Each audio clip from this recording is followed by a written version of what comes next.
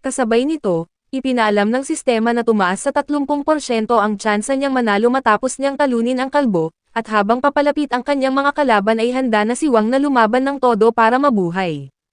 Habang sunod-sunod ang atake mula sa iba't ibang direksyon ay patuloy siyang umiiwas at lumalaban, at nakaligtas siya sa unang pagsalakay dahil sa babala ng cube, pero tinamaan siya ng sipa mula sa likod na nagpabagsak sa kanyang balanse.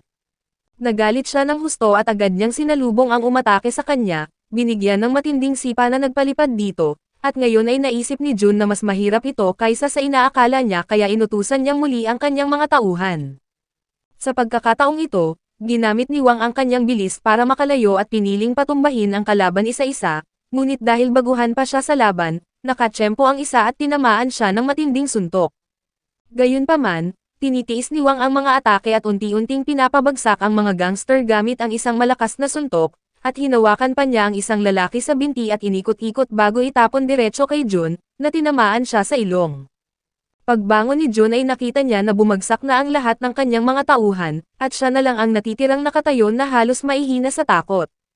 Ngunit halos wala na ring lakas si Wang, at kahit paulit-ulit siyang binabalaan ng cube ay patuloy pa rin siyang naglalakad palapit kay Jun para tapusin ang laban. Napasigaw si Jun at sinabi na tigilan mo ako ngunit biglang bumukas ang mga ilaw at dumating ang isa pang gang.